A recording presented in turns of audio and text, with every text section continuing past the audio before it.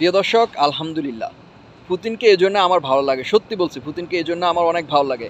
আপনাদের কাছে কেমন লাগে অবশ্যই কমেন্ট করবেন। পুতিনের পাগলা ফ্যান কে কে আছেন অবশ্যই কমেন্ট করবেন আর ভিডিওটা শেয়ার করবেন। এইবার ইরানের পাশে শুধু পাকিস্তান নয়, রাশিয়া, চীন ভিতরে সব কিছু দিচ্ছে। শুধু আমার কথা না ভাই, ইসরায়েলের একটি গণমাধ্যম 14 চ্যানেল তারা দাবি করছেন যে ইরানকে রাশিয়া এবং চীন তারা ওই ধরনের জিনিস ক্ষেপণাস্ত্র, হাইপারসনিক সব কিছু সরবরাহ করছেন, A to Z সব কিছু সরবরাহ করছেন। এসব বিষয়ে শোনার পর আমার কাছে অনেক ভালো লাগে, মনের শান্তি, চোখের শান্তি, সব কিছু।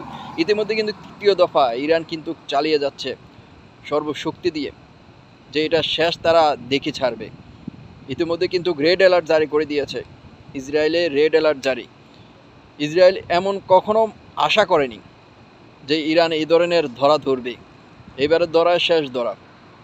ইতিমধ্যে কিন্তু ইসরায়েলের এক গণমাধ্যম, যেটা যদি ভুয়াও যদি হয়, যদি সত্য হয় তাহলে আমি খুশি। ভুয়া তো হবেই না, কারণ যেটা ইসরায়েল গণমাধ্যম প্রকাশ করেছেন যে হাইপারসনিক যেগুলা ক্ষেপণাস্ত্র নিক্ষেপ করেছে সেগুলা বিধ্বস্ত বা ধ্বংস করার পর যেগুলো টুকরো সেগুলা গোয়েন্দা সংস্থারা, ইসরায়েল গোয়েন্দা সংস্থারা এগুলা সংগ্রহ করে দেখে যে এগুলা রাশিয়া চীনের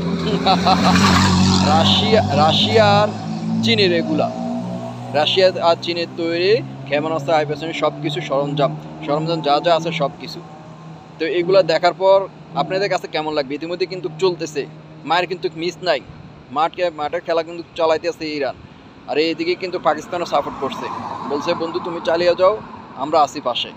রাশিয়াও দিচ্ছে, চীনও দিচ্ছে। দেখা যাক খেলা কতটুকু পর্যন্ত খেলতে পারে ইসরায়েল। আর ইরানের জন্য আপনারা দোয়া করবেন সকলে দোয়া ছাড়া আর কিছুই নয়। আর ভিডিওটা শেয়ার করবেন, সবাই যেন দেখে অন্তত দোয়া করতে পারে।